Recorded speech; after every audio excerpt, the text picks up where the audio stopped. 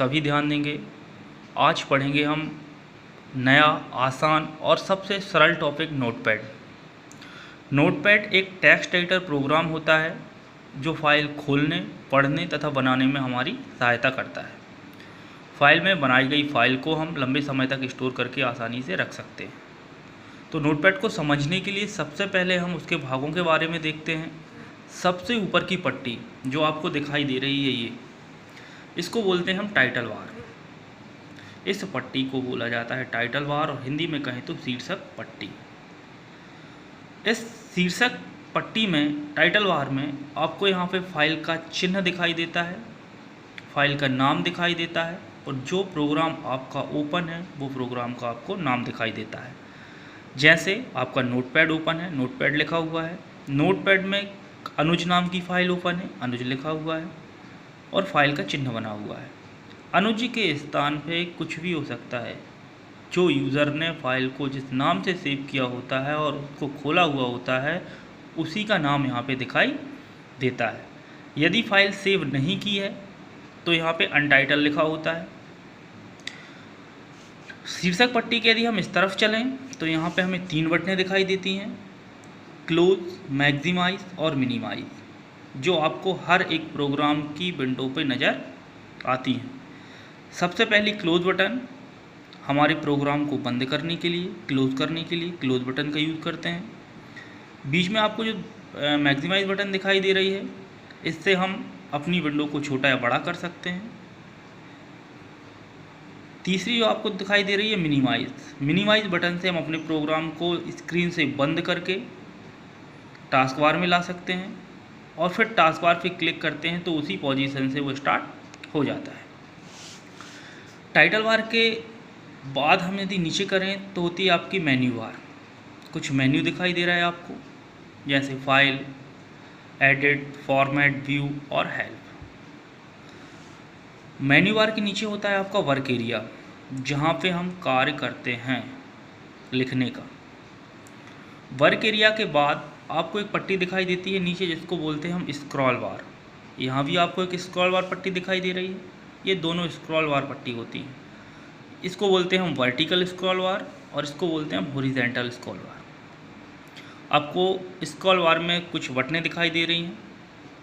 ये क्या काम करती हैं? पेज को ऊपर नीचे, पेज को ऊपर नीचे ले जाने का काम करती हैं। ये काम हम माउस की सहायता से भी कर सकते हैं, माउस में जो स्क्रॉल बार बटन होती है उसकी सहायता से, और इन बटनों के द्वारा भी कर सकते हैं। हॉरिजॉन्टल स्क्रॉल बार में हम पेज को दाएं बाएं ले जा सकते हैं, इसकी सहायता से और इसकी सहायता से। ये तो हुए नोटपैड के उपयोगी पार्ट्स। अब हम बात करते हैं नोटपैड के मेन्यू बार की। सबसे पहला मेन्यू आता है आपका फाइल। फाइल में जैसे ही हम क्लिक करते हैं एक डायलॉग बॉक्स खुलता है, उसमें कुछ कमांड लिखी होती हैं, जैसे new, open, save, save as, page setup, print और एग्जिट। सबसे शुरुआत में चलें तो आपका सबसे पहला ऑप्शन होता है न्यू। न्यू का ऑप्शन सभी जानते हैं, नया पेज लाने के लिए। मान लो लिखते लिखते हमें नए पेज की आवश्यकता पड़ गई तो हम न्यू पे क्लिक करते हैं, जिससे हमारे लिए नया पेज आता है। ओपन, पुरानी फाइलों को खोलने के लिए इस कमांड का प्रयोग किया जाता है। मान लो आपने कल एक फ़ाइल बनाई थी, उसी फाइल को आपको फिर से खोलना है तो आप ओपन पे क्लिक करते हैं, एक डायलॉग बॉक्स ओपन होता है। उस डायलॉग बॉक्स में उस फाइल का नाम आप देखते हैं, आपको दिखाई नहीं देता है तो आप लिख के भी फाइल को ओपन कर सकते हैं। इसका शॉर्टकट होता है कंट्रोल के साथ ओ दबाएंगे तो वही डायलॉग बॉक्स खुलता है जो ओपन बटन के दबाने के बाद। वैसे ही न्यू का शॉर्टकट होता है कंट्रोल एन। तो न्यू ओपन के बाद आता है सेव। बनाई गई फाइल, जो आपने एक फ़ाइल तैयार की है, उस फाइल को आपको सुरक्षित स्टोर करके रखना है तो हम सेव बटन पे क्लिक करते हैं। जैसे ही हम सेव बटन पे क्लिक करते हैं एक डायलॉग बॉक्स ओपन होता है, उसमें हम फाइल का नाम टाइप करते हैं कि भाई आप किस नाम से अपनी फ़ाइल को सेव कर रहे हैं और कहाँ सेव कर रहे हैं। माई कंप्यूटर में, डेस्कटॉप या किसी ड्राइव के अंदर, तो वो सेलेक्ट करते हैं और सेव बटन पर क्लिक कर देते हैं, जिससे आपकी फ़ाइल सेव हो जाती है। सेव के बाद आता है आपका सेव एज। बनाई गई फाइल को हम ओपन करते हैं, उसमें कुछ नया डाटा ऐड करते हैं और सेव एज़ करते हैं और नए नाम से फ़ाइल को सेव कर देते हैं। जिससे क्या होता है, जो हमने फ़ाइल ओपन की थी वो आपकी उतनी ही रहेगी, पर उतने के बाद जितना डाटा हमने ऐड किया है वो आपकी एक नई फ़ाइल में जुड़ के आता है। जिससे क्या होता है, समय की बचत होती है। बाकी का जो डाटा हमने टाइप नहीं किया होता है उसको लिखने का टाइम बच जाता है। ये आपका सेव एज़ का ऑप्शन हो गया। उसके बाद आता है आपका पेज सेटअप। हम अपने पेज को यहाँ से सेट करते हैं कि आपको टॉप से कितना मार्जिन छोड़ना है, बॉटम से कितना मार्जिन छोड़ना है, लेफ़्ट से कितना मार्जिन छोड़ना है, राइट से कितना मार्जिन छोड़ना है।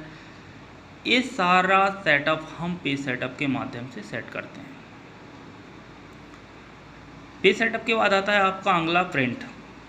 बनाई गई फाइल को हार्ड कॉपी में लाने के लिए, छापने के लिए हम प्रिंट बटन का यूज़ करते हैं। जैसे ही हम प्रिंट बटन पर क्लिक करते हैं एक डायलॉग बॉक्स खुलता है। उस डायलॉग बॉक्स में कुछ हमें विकल्प दिखाई देते हैं, जैसे भाई आप जो छापने जा रहे हो उसकी आपको कितनी कॉपी चाहिए, कौन से पेज में आप छापने जा रहे हो, A4, A3 लेटर, वो आपको सिलेक्ट करना होता है। कितने पेजों को आप छापने जा रहे हो वहाँ पे आपको लिखना पड़ता है 1 to 10, 1 to 2 या करंट पेज। वो सारी फॉर्मेलिटी करने के बाद आप प्रिंट बटन पे क्लिक करते हैं तो प्रिंटर के द्वारा उसकी हार्ड कॉपी आपके सामने आ जाती है।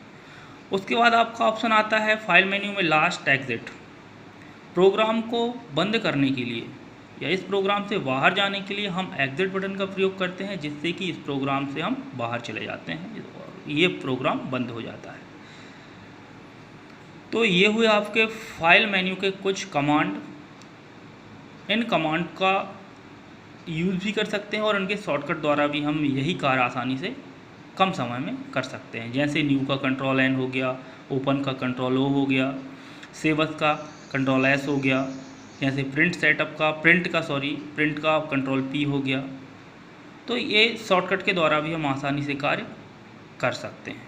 तो ये था आपका सबसे आसान, सरल और उपयोग में आने वाला टॉपिक नोटपैड।